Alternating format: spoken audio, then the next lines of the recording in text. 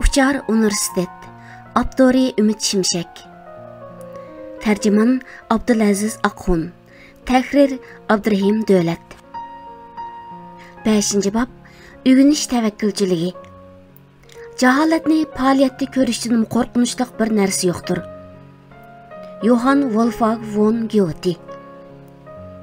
Milliy mevcudiyatlarni taltüks yo'qitib tashlashni nishon qilgan Rossiya markazlik davlat ma'rifga qarshi polshaliklarning tabiiy noroziligi to'xtovsiz ilgirlab jamiyatning barliq qatlamlarigacha kengaygan umumyuzlik ma'rif to'lqiniga aylanish shaklida o'tirg'i chiqdi.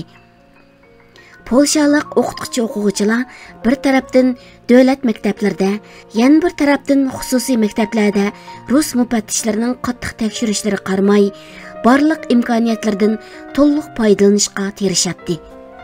Xususiy maktablarning faqat bo'lmagandimi, tanaffuslarda polakcha so'zlashishdek alohidligi bor edi. Biroq ularmu davlatning tekshirishdan unchalar yiroqda emas edi. Polsha madaniyatini yolg'iz qoldirishni nishon qilgan rus safarbarligi u yerda yuqori surat bilan davom qiladi. Bu jarayonda polshaliklarning eng keng umumlashgan ta'lim-tarbiya faoliyatlari uylarda elib beriladi. Ya oila, ya do'stlar orasidagi muntazam ta'lim-tarbiya kurslari oldida va yoki qonunsiz ta'lim-tarbiya o'rinlari oldida tashkillanadi. Bir qarashda bu kim texim baldır hareketga o'tadi tusidagi bolalarni kichik yoshdalar o'z yeniga tortish uchun ruslar bilan polshaliklar orasida elib berilgan amonsiz bir musobaqadan iborat edi. Polshaliklar o'z farzandlarining davlatning qo'lida bir mustamlika ziyolisiga aylanib qolmasligi uchun millat bo'yicha harakatga o'tgan edi va bu jihatda ko'p vaqtlarning yo'qligini biladi. Mana bu jarayonda ilm-fan va san'at sehri yoshlarni o'ziga mahliyo qilib oldi. Uylar, oila ichida maxfiy holatda cheklangan kitoblar o'qildigan, xoin yozuvchi shoirlarning asarlari yodlanadigan joylarga aylandi.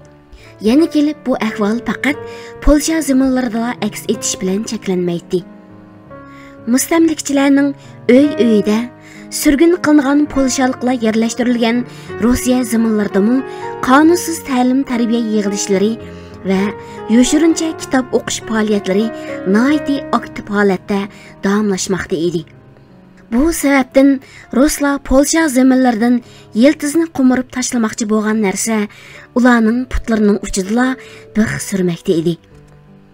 O'qishning ta'min tetigan va zehnini yeng qarashlarga echiyotgan Polsha ziyolilari qo'liga tushgan har qanday asarni o'qiydi va o'qigan narsasidan biror yakun chiqarishga tirishadi. Darwin, Markes hatto ashaddiy dushmanlari bo'lgan germanlardan Simovul xarakterli kishilardan Fetchi, Herder, Nietzschega o'xshash kishilarning asarlarimi ular o'qiydigan asarlarning qatoriga kiradi.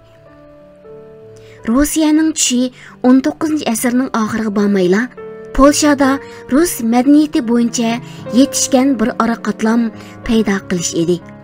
Bu tush qat'iy reallikka aylanmadi. Uning o'rniga Polsha zamonlari rus tushining dal ta'tirisicha ügüniş tevekkülçiligi deyishga bo'ladigan darajada bir safarbarlik harakatiga sahna bo'ldi. 19-asrning oxiriga kelganda o'qish, yozish yoki dehqonchilik mahoratlarini tortib universitetgacha bo'lgan har darajalik o'qish jamiyatning barliq qatlamlarigacha kengaygan edi. Bu jarayonda bo'libmi o'zligidan o'g'inish bir modelga aylangan va xalqning 3dan 1ning kundalik faoliyatlari qatoriga kirgan edi.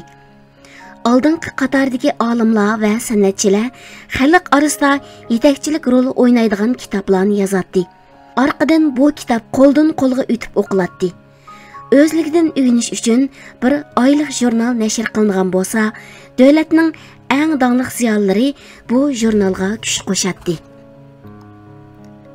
Bundaq keng omumlashgan ta'lim-tarbiya faoliyatlariga parallel holda kutubxonalarmi xalqning keng qatoraydigan joylari qatoriga kirdi.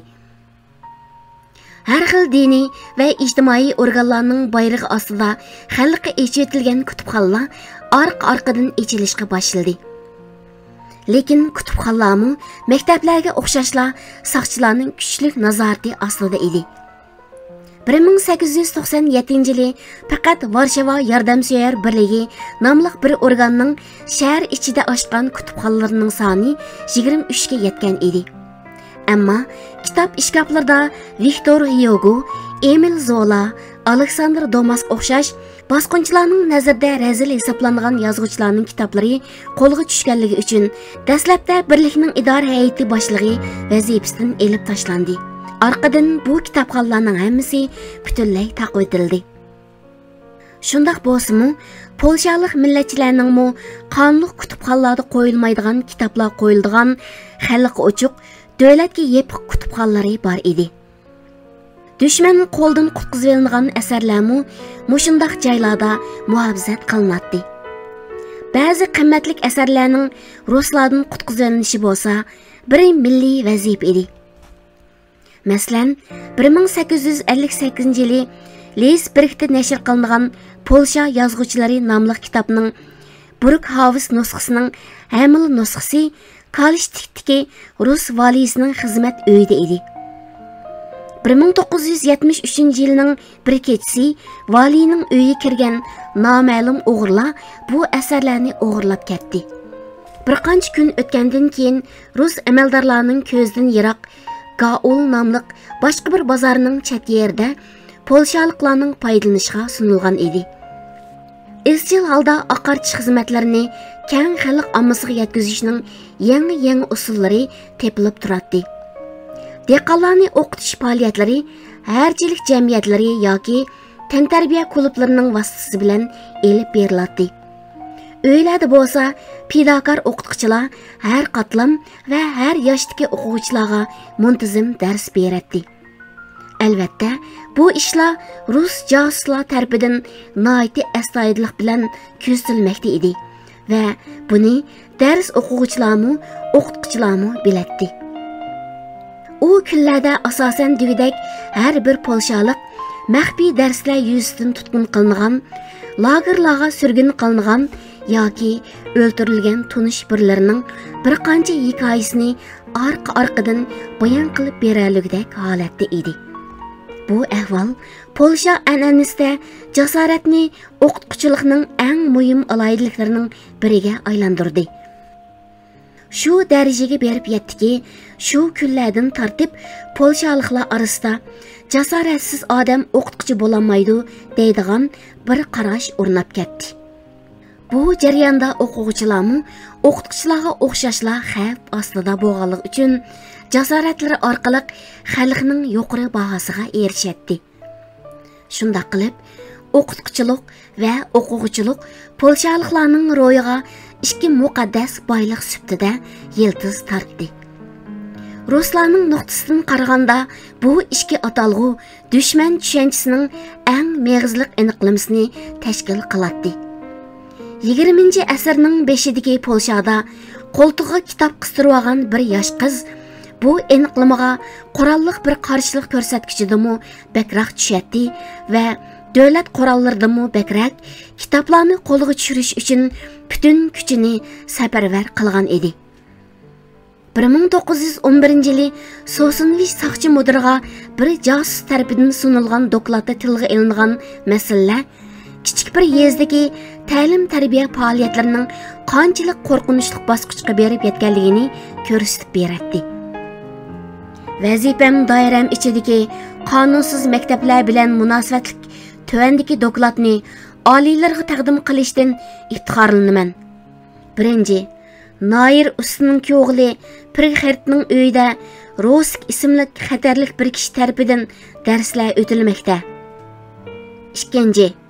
Sichkhatisining uyida ikki maxfiy Yahudi maktabi bor, lekin o'qituvchisining kim ekanligi aniqlanolmadi. 3.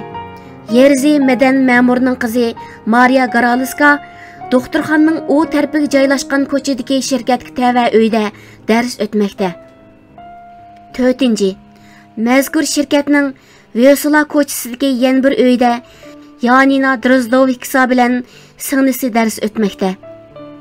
5. Yotreziniska magazinning xo'jayinining hammasi yoki onasi bo'lgan ismi noma'lum ayol magazinga tutash uyida dars o'tmoqda. Doklad mushu turdagi 10 modellik bir tizimlikni radga tizgandan keyin tövendagi jumlalar bilan oxirlashadi. Yana mushularga o'xshash men bilishga muvaffaq bo'lmagan boshqa maktablar bor. Bularning ba'zilarida soni 50 yetadigan bolalar ikki bosqichga bo'linib dars olmoqdadir. Noyabr va yanvar qo'zg'olonlarini ruslar qonliq shaklda bostirdi va har qatimli qo'zg'olon ko'tarishga urinish harakatidan keyin Polshaga qaratgan nazoratini texmo kuchaytgan edi. Lekin polshaliklarning organik xizmat usullaridan keyin ularni kontrol qilib turish qat'iy osonga to'xtamadi. Ma'rif faoliyatlari ruslashtirish tirishchanliklariga har jihatdan qarshi turadigan shaklda ruslarning ko'zlarining oldida xalqning barliq qatlamlariga kengaymoqda va bir qancha 10 yil ilgari Polshaning butkul ziyolilarini o'ltirgan yoki kishallab Sibiriyaga surgan qilgan ruslar har qancha qilibmi bu kengayishning oldini ololmayotdi. Polshaliklar bo'lsa ta'lim-tarbiya faoliyatlarida obdalla ilgirlagan edi. Kunsiri yangi usullar paydo bo'ladi, yangi o'qitish o'rinlari sahnaga chiqadi. Uchadigan universitet bularning eng dangligi edi.